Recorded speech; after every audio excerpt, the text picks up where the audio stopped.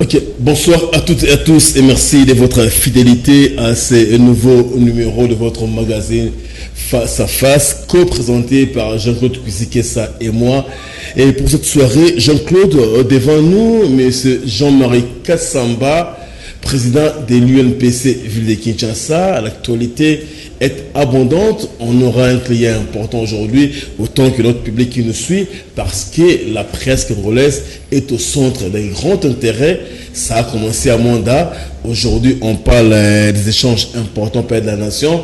Quoi de plus normal qu'ils reçoivent les patrons des journalistes de la ville de Kinshasa pour parler de ces importantes questions. Oui, Jean-Pierre, vous l'avez bien dit, Kassamba, c'est toujours un client très intéressant. Et aussi, par rapport à sa stature, vous l'avez dit, président de tous les journalistes de Kinshasa, voilà, quelqu'un qui peut nous dire un peu plus en détail, surtout par rapport non seulement au congrès de Mwanda, mais surtout la récente rencontre avec les chefs de l'État. C'est pour nous l'occasion et pour notre public de savoir qu'est-ce qu'il en était question. Voilà. Ok, nous sommes très honorés, je le dis en liminaire, de recevoir sur plateau M. Jean-Marie Kassamba. Il a été récemment reçu par le chef de l'État. C'est l'actualité. Bonsoir M. Kassamba. Bonsoir. L'actualité, elle reste dominée par ce qui se passe au Palais de la Nation. Beaucoup de corporations prennent part à ces échanges. La presse n'a pas été mise en reste. Vous avez été reçu aux côtés de M. Joseph Boukaka Songa-Chilunde.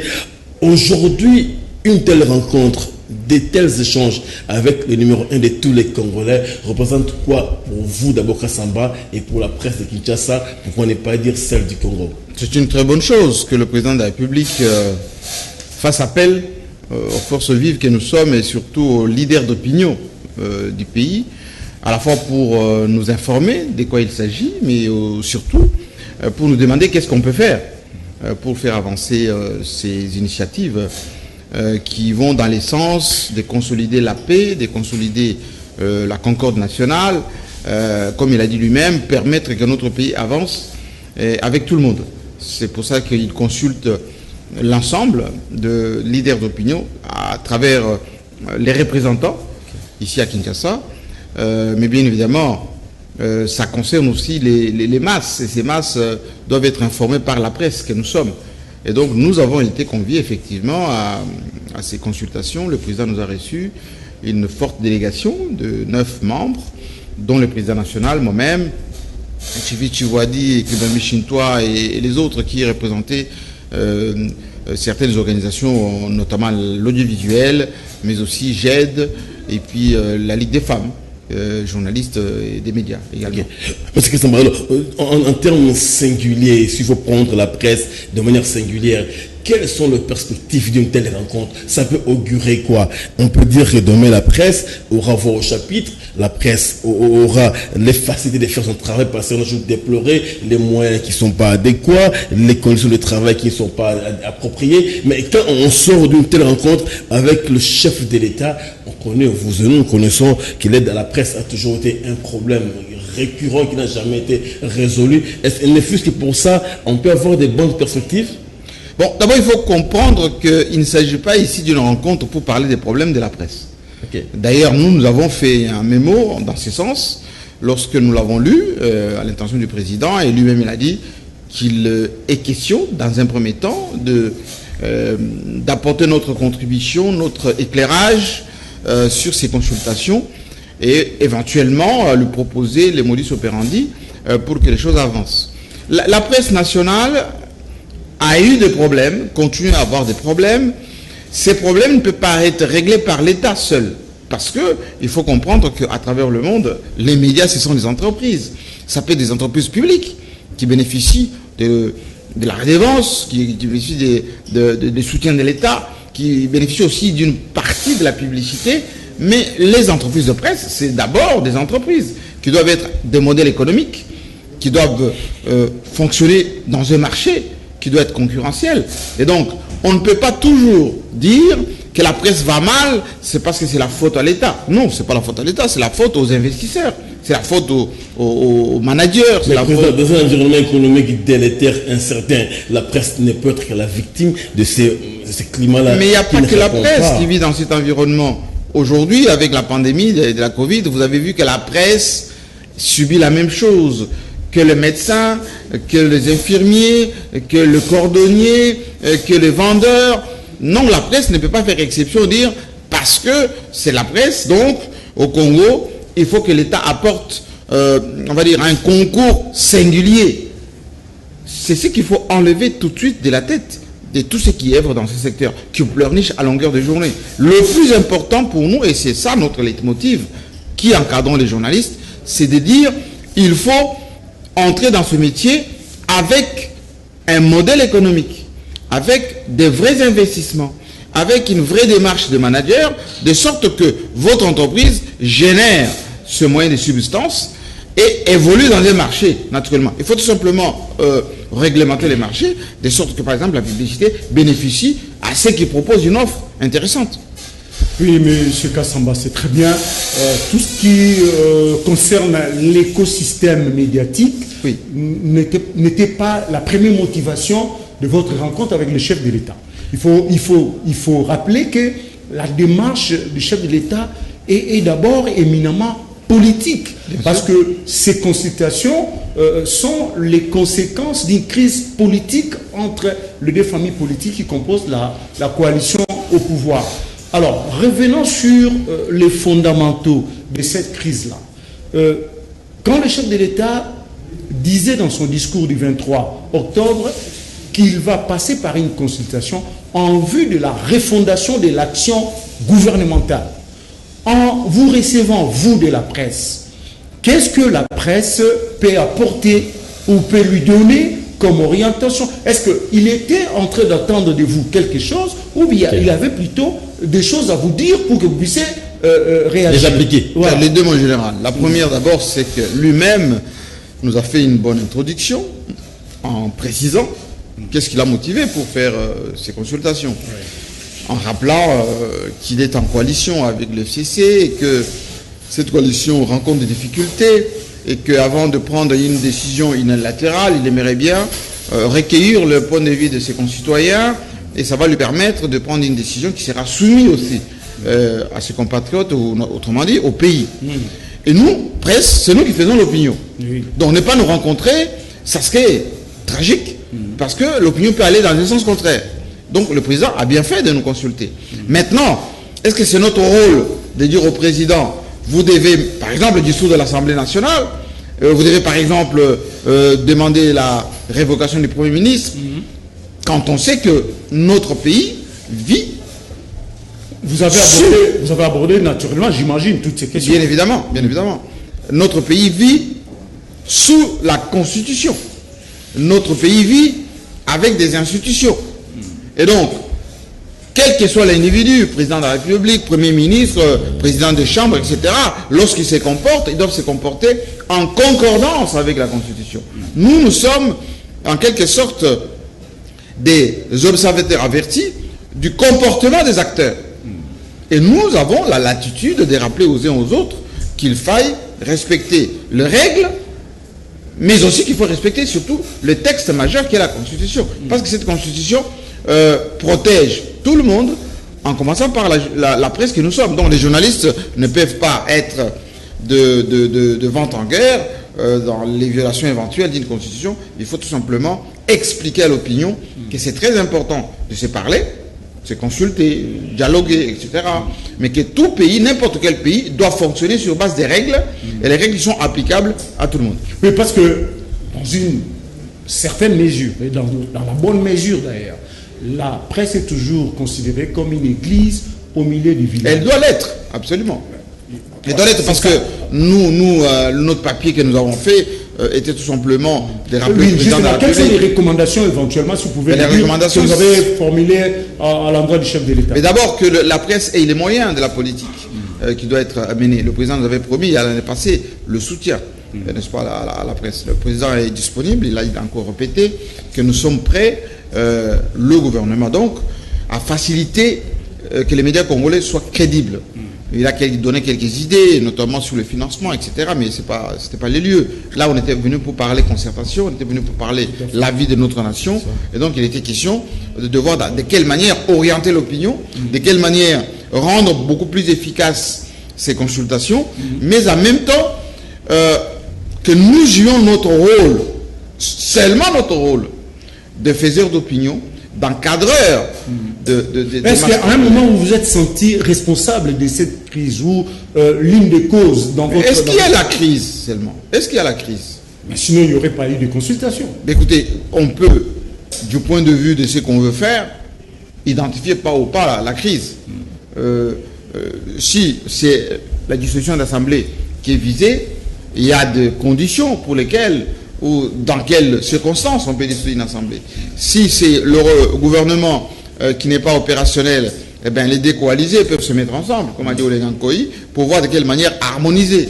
Et donc, on parle crise lorsque, effectivement, il y a paralysie du pays. Le pays n'est pas paralysé. Il y a tout simplement incompréhension, c'est le terme du président, incompréhension entre les coalisés. Les conseils des ministres ne se tiennent plus, c'est une crise. Mais ça, c'est l'initiative du président, parce que c'est lui qui convoque les conseils des ministres. Donc, il a l'attitude de convoquer ou pas convoquer.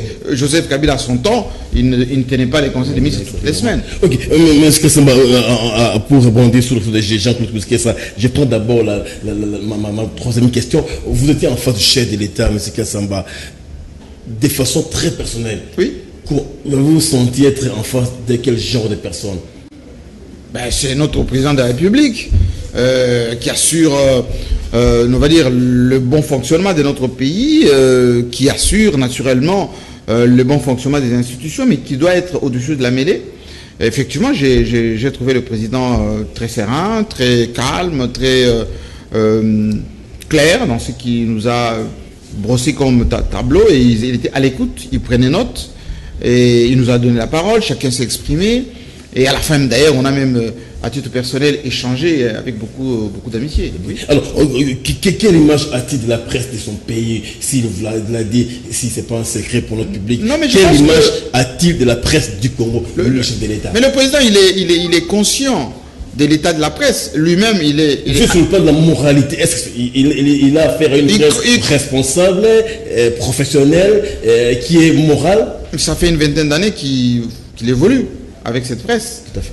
Du temps de son père, aujourd'hui, depuis qu'il est président, il côtoie les journalistes quasiment tous les jours. Il connaît les mots qui gangrènent cette presse. Il connaît la faiblesse de cette presse.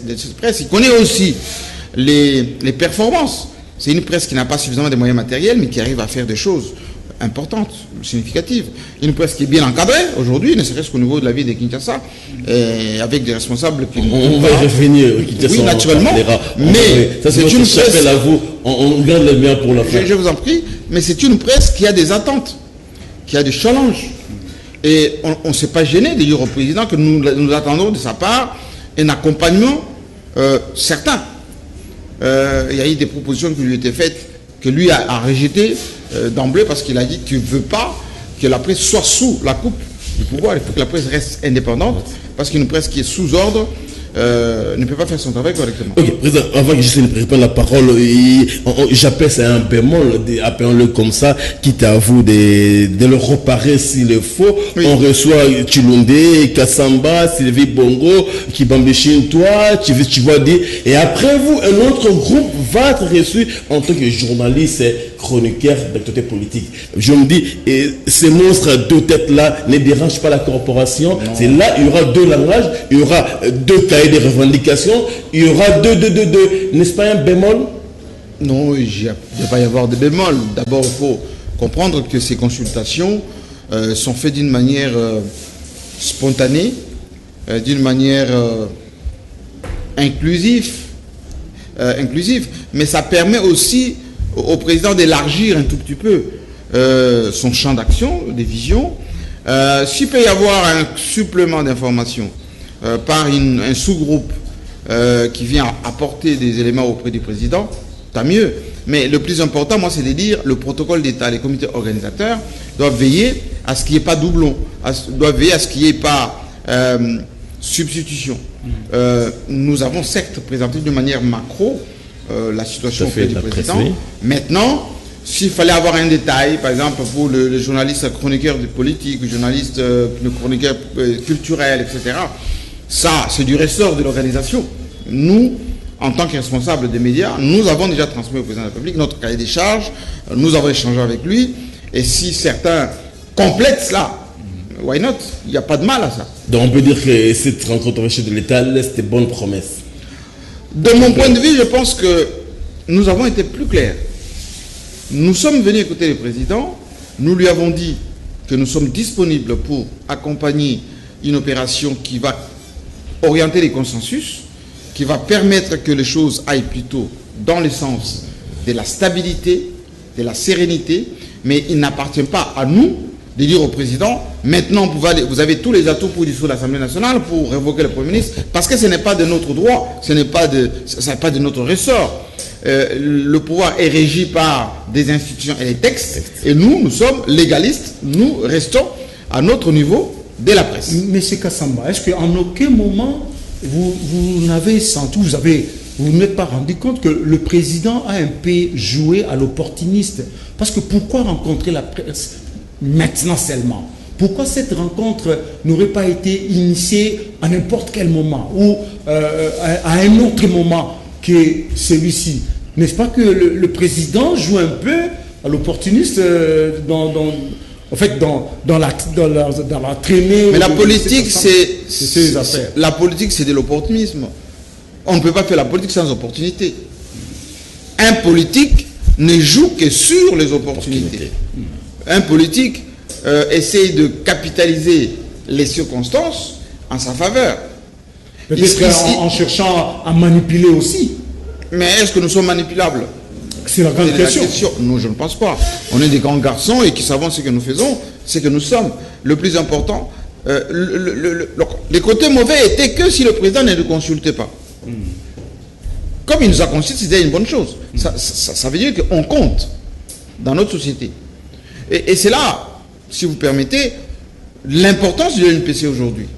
On ne peut rien faire en RDC d'important sans que l'UNPC soit mis à contribution. Et c'est notre travail. Nous le faisons depuis que nous sommes élus pour permettre aux journalistes de jouer strictement les rôles. Les rôles de quoi?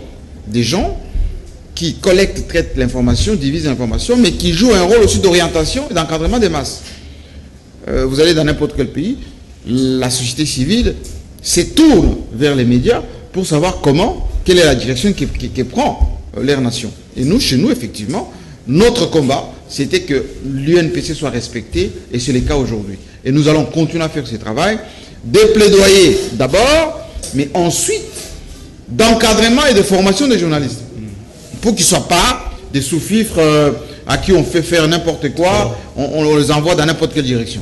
Ok, Président, on peut clore ce chapitre-là de la rencontre du chef d'État pour prendre le deuxième chapitre consacré. On va faire un petit flashback de ce qui s'est passé à Mwanda. Il y a eu beaucoup de non-dits, il y a eu beaucoup de choses écrites qui n'ont jamais été faites. Nous revenons un peu présent pour vous demander le congrès à Mwanda, une ribambelle de recommandations, il faut le dire.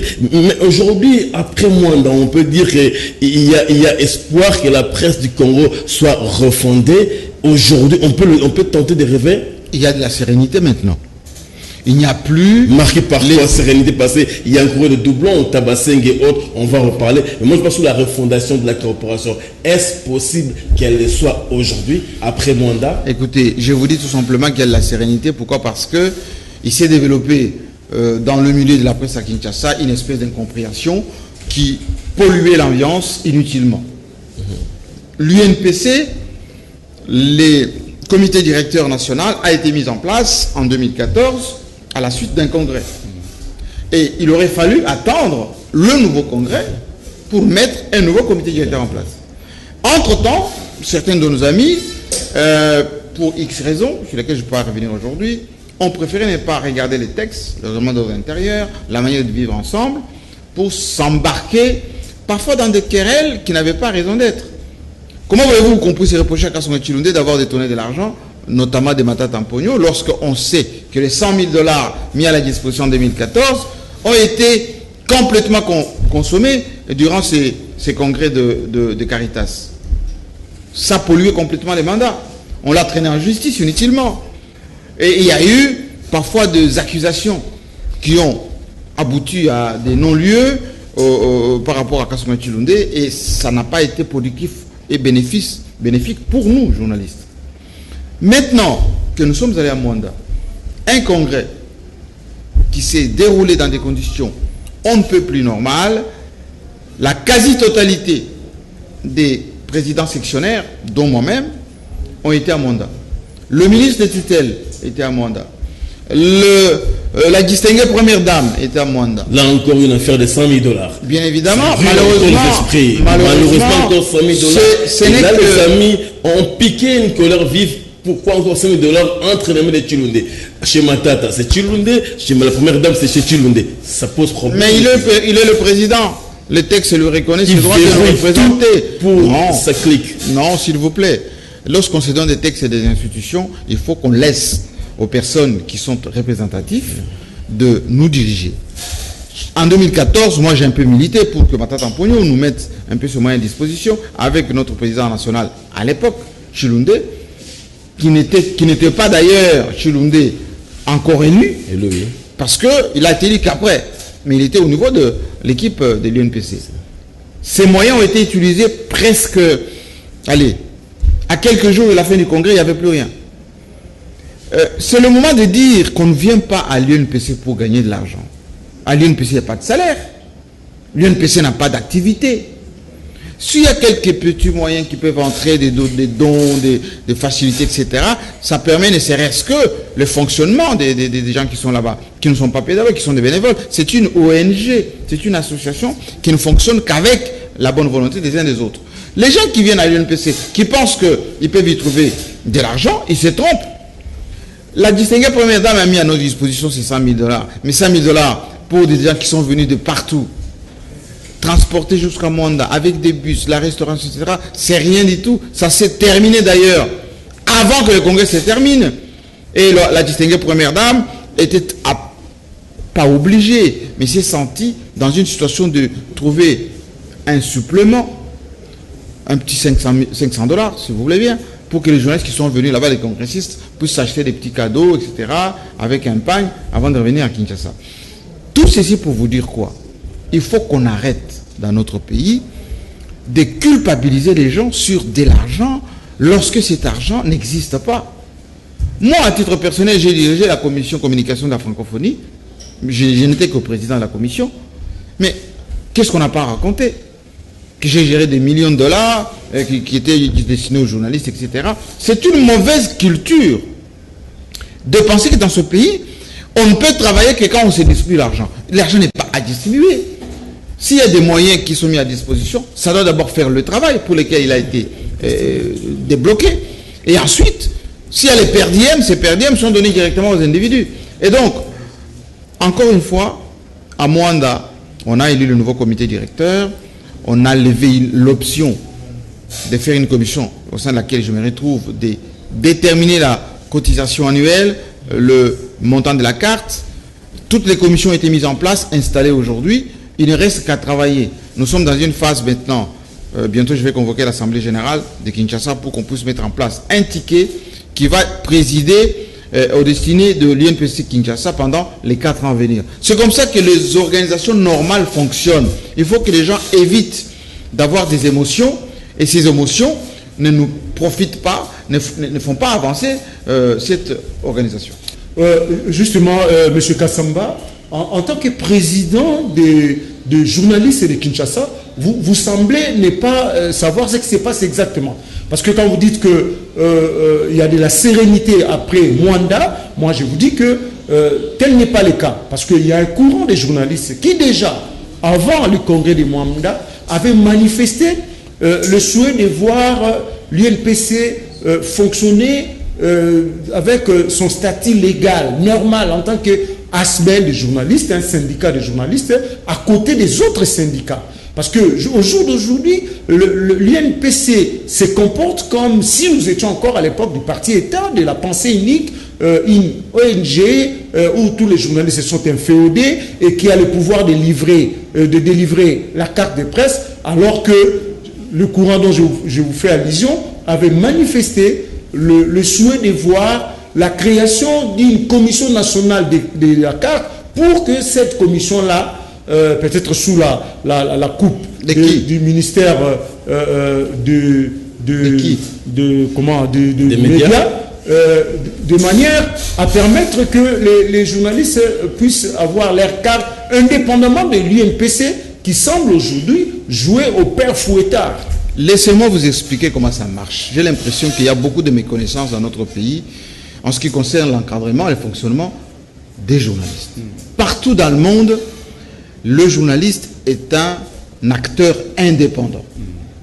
Nous avons obtenu dans notre pays cette indépendance depuis l'époque du maréchal Mobutu. Les journalistes zaïrois de l'époque ont lutté pour que l'octroi de la carte qui dépendait du ministère de l'Intérieur, même des services de renseignement, soit octroyé désormais aux journalistes seuls qui doivent s'autogérer d'une manière indépendante. C'est obtenu et c'est acté comme tel. Et depuis toujours, l'UNPC aujourd'hui, c'est une organisation, certes dans un premier temps une association, mais qui va se muer, et on a levé cette option en mandat, en ordre. On sera comme l'ordre des avocats, l'ordre des médecins, l'ordre des experts comptables, etc. Pourquoi? Pour mettre de l'ordre, effectivement, qui est, de la discipline. Ça va l'être. C'est statutaire. On a levé cette option, et nous sommes en train d'y travailler. Dans quelques semaines, ça ne sera plus une ONG, ça sera un ordre. Okay. D'abord, pour être journaliste au Congo, il faut quand même exercer. Bien sûr. Il faut quand même avoir un média. Il faut être actif. Et la plupart des gens qui s'agitent là, qui font beaucoup de bruit, si vous leur demandez leur dernière publication, ça date des quand? Si vous leur demandez quelle est votre structure de médias, vous embauchez combien de personnes? Vous avez appelé des journalistes ménopausés. Ce n'est pas mon éducation. Bon, quand je dis vous, ce n'est pas vous personnellement, mais un groupe de journalistes qui étaient présents en Rwanda ont qualifié certains aînés de la profession de ménopausés. Non, je ne peux pas juger. Il y a certes quelques émotions qui se sont exprimées, mais ce n'est pas méchant. Il faut tout simplement que ceux qui s'expriment, ceux qui disent des choses, se regardent dans le miroir et se posent la question, suis-je réellement journaliste? Est-ce que j'exerce mon métier? Est-ce que j'ai un média? Est-ce que je suis actif?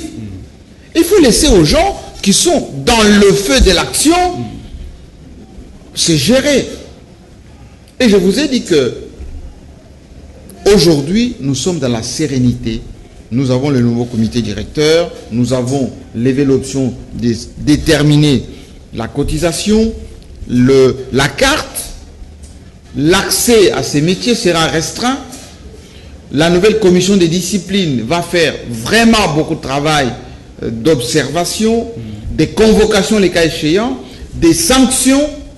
Et d'ailleurs, c'est au niveau de chaque province désormais qu'il y aura cette commission de discipline.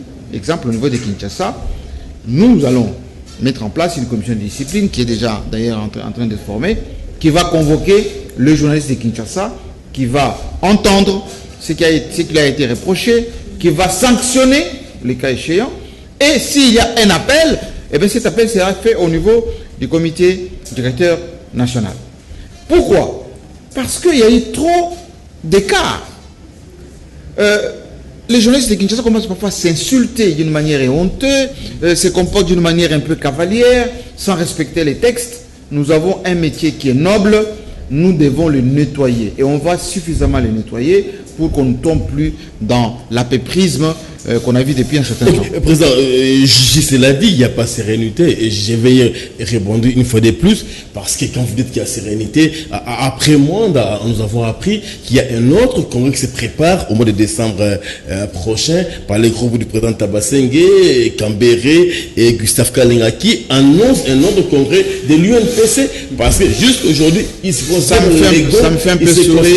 comme loyaux au président de l'UNPC. Écoutez, je me dis, ces deux autres-là, comment comptez-vous y mettre? D'abord, les deux cartes de presse continuent à circuler. Il y a deux cartes, laquelle est valide, laquelle qu'il faut nettoyer. Je veux être on ne peut plus clair. Il y a une seule UNPC qui octroie la seule carte. D'ailleurs, la nouvelle carte 2021-2022 sera mise en place dans quelques semaines. Et toute personne qui sera détenteur d'une autre carte que celle délivrée par l'UNPC sera poursuivi. Toute autre personne qui va se prévaloir de l'identité de l'UNPC sera poursuivie. Pourquoi? Parce que à Mwanda, nous avons eu la délégation de 2 experts du ministère de l'Intérieur qui sont venus constater la régularité de ce qui s'est passé. À Mwanda, toutes les représentations y étaient, la majorité des journalistes y étaient, la distinguée première dame était venue effectivement nous encourager avec son concours, comme vous le savez, et nous avons déjà acté tout ce qui doit être fait. Il ne faut pas que dans notre pays, que les gens, excusez-moi du peu, s'amusent à torpiller les choses qui sont organisées d'une manière on ne peut plus régulière. Si vous allez au siège de l'UNPC, que ce soit le siège national, le siège de Kinshasa que nous sommes en train maintenant de mettre en place, vous trouverez que des gens qui sont régulièrement élus, installés. Si, pour une raison ou une autre, les gens pensent qu'ils peuvent transgresser tout ça d'une manière, volontariste, il y a des textes, il y a la loi, et comme on dit, force reste à la loi, nous allons appliquer un peu cela. Et ça sera malheureux parce que on ne peut pas toujours reprocher aux politiques une certaine légèreté de la manière de faire les choses. Comme nous sommes comme une confrérie, président, c'est dans la confrérie qu'on doit régler ces problèmes-là. Pourquoi on n'est pas rassemblés, appeler les amis? Mais c'est pour ça que je vous dis, moi j'ai fait un appel encore une fois, parce que tous ceux qui se trouvent à Kinshasa sont sous ma juridiction. Okay. J'ai fait un appel à tous ses amis de revenir à la maison. Et la maison, la porte est grandement ouverte. De ne pas s'entêter inutilement. Ça ne sert à rien, lorsque nous avons déjà remis de l'ordre dans la maison, de continuer à penser que, d'une manière un peu, je dirais, cavalière, on peut faire les choses de cette manière. Nous allons continuer à mettre de l'ordre dans cette profession, de sorte que l'UNPC soit respecté. Aujourd'hui, nous sommes respectés. Nous avons effectivement mis de l'ordre sur le plan des textes, sur le plan des structures. Nous allons le faire sur le plan de l'identité. Nous allons passer de l'association SARL, l'ASBL, comme vous savez, à l'ordre, pour que non seulement l'accès au métier soit restreint, mais aussi que les gens qui s'y trouvent soient respectés, soient respectueux, ces gens, des règles que nous sommes données librement. Ok, président, on va prendre la dernière partie. Mike m'a dit il nous reste 16 minutes et qui sera consacrée à vous, la dernière partie. Oui. Bientôt, vous avez dit, vous allez confier l'Assemblée Générale pour élire notre comité pour la ville de Kinshasa. Alors, a-t-on appris que Jean-Michel Samba devra rempiler? Est-ce une nécessité pour vous? Écoutez, à poser les questions aux journalistes de Kinshasa, ils vont vous dire qu'est-ce qu'aujourd'hui leur président représente.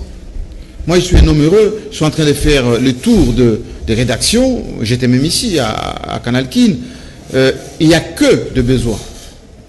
Vous savez, pas plus qu'hier, j'étais au service des renseignements où j'étais récupéré les 2 journalistes qui étaient arrêtés au palais présidentiel. Et selon l'action, on va rappeler que, à titre d'information, nos 2 confrères des Bossona politiques ont été libérés. Ils sont libres, ils travaillent librement maintenant. Absolument. Ça, nous vous en remercions. Je vous en prie.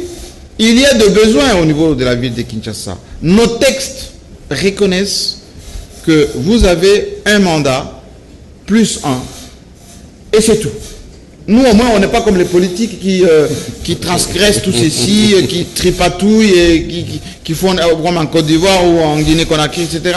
Non, nous sommes respectueux des textes. C'est pour ça que ceux qui faisaient la guerre à Kasonge Chilunde de ne pas être candidat, c'était vraiment diabolique. Aujourd'hui, il y a des besoins au niveau de la ville de Kinshasa. Les journalistes de Kinshasa aiment leur président. Ils sont dans le besoin. Et je me sens dans l'obligation de continuer à les aider, à les former. Oui, mais il faut avoir le mandat pour faire ce travail. On ne peut pas continuer à glisser. On a glissé déjà de 2 ans. On ne peut pas continuer à glisser. Il faut légitimer les choses. Et nous allons le faire avec toujours cet esprit de proximité, d'humilité et de travail au quotidien pour faire les choses correctement. Monsieur Kassamba, les gens vont prendre la parole. Je vais m'arrêter par là. Quand même, Kassamba, Jean-Marie, 30 ans de métier, il faut le dire. Oui. France, Belgique et un peu partout, 30 ans de métier. Oui. Vous ne fatiguerez jamais pour que la jeunesse aussi prenne le relais? Écoutez, je n'ai que 53 ans, 54 ans bientôt d'âge. Et je connais que Larry King en avait 80. Larry King, oui. Oui, aux États-Unis, qui est mon modèle, d'ailleurs, mon mentor. Patrick Poivre autant. Il vient de l'arrêter il n'y a pas longtemps. Je suis un bébé, bon, en matière allez, je n'allais pas dire de ménopause, parce que j'ai encore beaucoup d'années à exercer et je suis acteur majeur, n'est-ce pas, dans notre métier ici. Non, je suis en forme, plus qu'en forme, pour continuer à aider. Malgré les 30 ans d'exercice de métier. Oui, malheureusement, j'ai commencé très tôt et je ne les fais pas, mes 30 ans de carrière, je ne les fais pas. Jean-Marie Kassamba, il est parfois malaisé de parler de soi-même. S'il faut que vous puissiez tirer le bilan de votre premier mandat, évidemment, vous avez connu les glissements, mais s'il faut que vous puissiez faire un bilan de vos actions, de votre empreinte sur la presse de Kinshasa, qu'est-ce que vous allez dire? Écoutez, moi je pense que la réponse à votre question, c'est ce qu'un journaliste de Radio Okapi m'a dit la fois passée. Ça m'a beaucoup touché. Il m'a dit, Monsieur Kassamba, avant vous, on n'arrivait pas à identifier c'est qui le responsable de la presse à Kinshasa. Depuis que vous êtes là, dès qu'il y a un problème qui touche la presse de Kinshasa, on pense à vous. Pourquoi je fais ce travail? Ce n'est pas pour de l'argent. Ce n'est pas pour la notoriété. Ce n'est pas pour un quelconque positionnement. Parce que tout ceci, très modestement, nous l'avons encore un peu travaillé dans nos 30 ans de carrière. Mais c'est plus pour répondre à un besoin. Les journalistes de Kinshasa qui sont venus me voir en 2014, c'était, oui, DG, avec ce que vous faites à Télé 50 à fauteuil blanc, pourquoi vous ne pouvez pas nous montrer? Il y a aujourd'hui ce qu'on appelle la génération JMK. Hein, vous voyez les cas dans lesquels nous sommes aujourd'hui, la manière d'être propre comme vous, de parler, etc.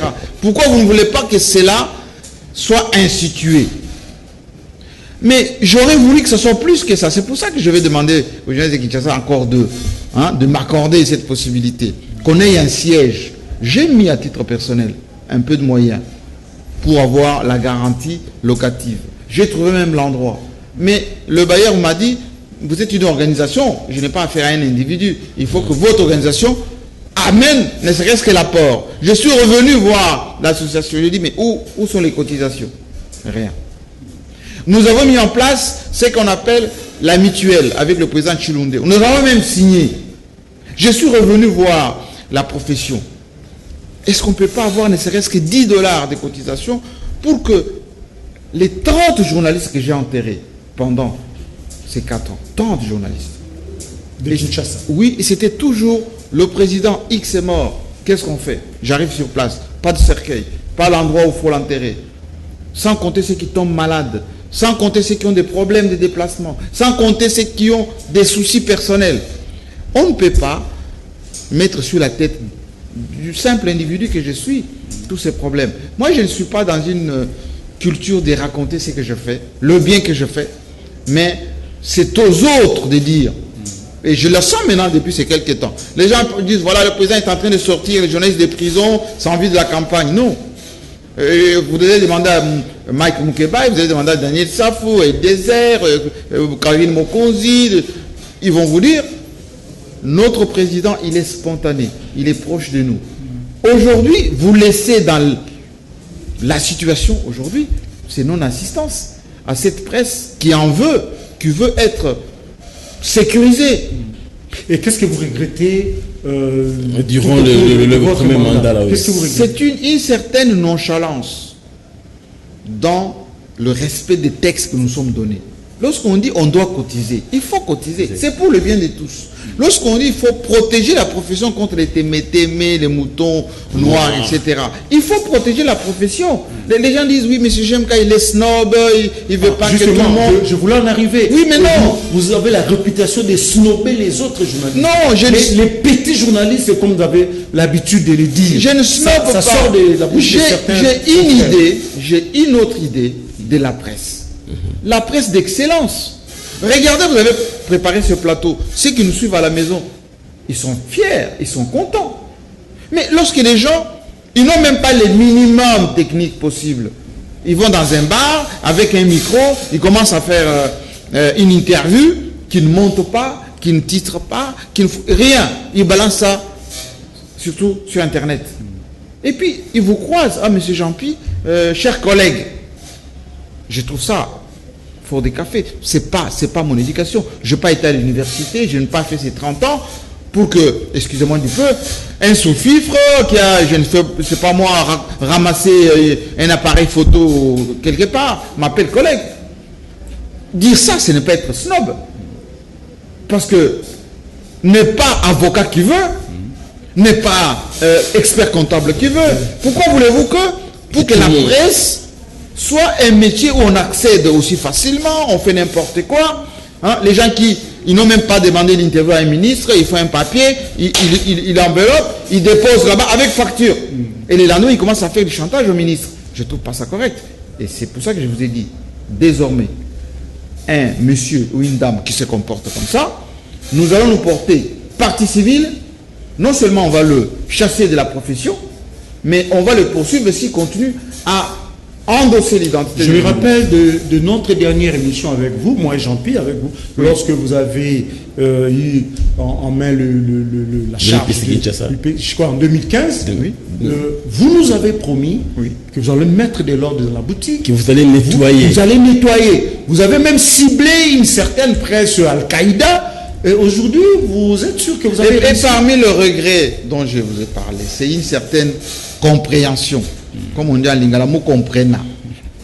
À chaque fois que je voulais sévir, nettoyer, qu'est-ce que me dit? Non, président, vous comprenez, bon, certains vivent que de ça, président, vous savez, c'est difficile. Je vous donne un exemple simple. Lorsqu'il y a eu confinement au niveau de la ville de Kinshasa ici, le gouverneur est venu me voir, c'est un ami, on se connaît par ailleurs, mais m'a dit, je veux que l'accès à la Gombe, par exemple, soit réservé seulement aux journalistes. Mais qui se sont opposés à la carte qui était conjointe, Hôtel de Ville, UNPC? Eh bien, cette race-là, cette fois-ci, ça ne sera pas le cas. Nous allons essayer de protéger ces journalistes, ces techniciens, ces caméramans, les gens qui quittent chez eux, qui ont été formés dans des vraies écoles et qui se disputent maintenant les images avec les gens qui apprennent sur le tas, qui ne savent même pas cadrer, faire le point. Voilà, c'est ça mon travail à moi, de protéger toutes ces spécialités, les gens qui sont soucieux de faire carrière dans ce métier. Parce qu'il y en a d'autres qui viennent s'aventurer dans notre métier, mais qui ont leurs affaires à faire ailleurs. Donc, et qui séduisent même le coupage avec le vrai journaliste. Là, c'est pas normal. Président, on va clore bientôt l'émission. Parmi les questions, parmi les préoccupations de la presse, il y a aussi la fiscalité de la presse qui pèse lourd, président, il faut le dire. En expérience, j'avais pour preuve la TNT qui coûte très cher à certains médias. Et un certain plaidoyer sera utile à partir de vous à Kinshasa. Parce que c'est où il y a une agglomération importante des médias. Vous avez une lourde charge, président. Dans notre cahier des charges qu'on a déposé auprès du président, effectivement, on a fait mention de cela. Moi, j'ai vu le ministre des tutelles qui a aussi des assignations au niveau de la primature. Enfin, il a demandé que ce ministère doit aussi mobiliser suffisamment des moyens. Mais cette presse de Kinshasa, elle n'a que les moyens qui sont disponibles. C'est pour ça que je vous parle que nous allons restreindre l'accès. Il y a trop de chaînes de télévision, il y a trop de radios, il y a parfois des journaux qui ne sont journaux que de nous. Il faut certes avoir un cahier des charges technique, mais aussi une certaine assise financière. Concrètement, ça veut dire que vous allez, par exemple, vous attaquer à toutes ces nouvelles chaînes qu'on voit à travers ce n'est pas s'attaquer, les bouquets teintés. Ce n'est pas s'attaquer, c'est demander au pouvoir public de légiférer. De sévir. Au-delà d'avoir... Mais c'est le même pouvoir qui a octroyé à ces gens-là le droit de fonctionner. Oui, mais il n'est jamais trop tard pour mieux faire. J'ai dit au ministre qu'il n'est jamais trop tard pour nettoyer ne serait-ce que la TNT. On vous accuse, vous les patrons de médias privés, de faire la guerre à tous ces nouveaux-nés-là. On ne fait pas la guerre. Vous êtes indexé justement. Non, on ne fait pas la guerre. On essaye d'installer un certain sérieux. Voilà le terme. Un certain sérieux. Les laptopeurs, comme on les appelle, ne font aucun effort. Ici, vous avez un plateau, vous avez des gens qui travaillent. Il y a quelqu'un qui va sur Internet, qui télécharge des films, qui télécharge des clips. Il fait sa grille des programmes. Depuis chez lui à la maison, il envoie sur Internet. Et vous appelez ça média? Je m'excuse, non. Qu'est-ce que vous allez faire de nous qui avons des employés et qui travaillons matin, midi, soir pour que ces gens aient une vie? Mais il fallait agir en amont. il n'est jamais trop tard pour mieux faire. Ok, Et on va le Monsieur le faire. Président, nous sommes très désolés de mettre un terme à ces magazines. Le temps nous a fait défaut, mais on estime J'essaierai les vôtres très prochainement. ça a été très... Pensez ça a à été l'Assemblée pertinent. Générale, et si je peux dire juste un mot, Oui. il y aura un ticket Ticket. représentatif, presse politique, presse confessionnelle, presse sportive, Sportive, voilà. Et je vais proposer à chaque presse représentative un ticket. Nous serons 12 personnes. Et au sein de ces 12 personnes, il y aura une commission des disciplines au niveau de la ville de Kinshasa pour mettre de l'ordre. Voilà. Ok, merci à Jean-Claude Kouskessa, merci au président Jérémy Ressamon, merci Merci de à votre vous. disponibilité, de vos réponses, en espérant que vous allez remplir et que vous serez encore président pour les 4 prochaines années. Ça sera avec beaucoup de plaisir et nous y travaillons. Merci également à vous, merci à Mike Kamwaka, Rodilou Wadio, Kouparbola, Patitumbu, Serge Kuilo, Gimputu pour leur apport technique. Le rendez-vous est pris très prochainement pour un autre numéro fidèle à notre programme. Bonne soirée chez vous et bye bye.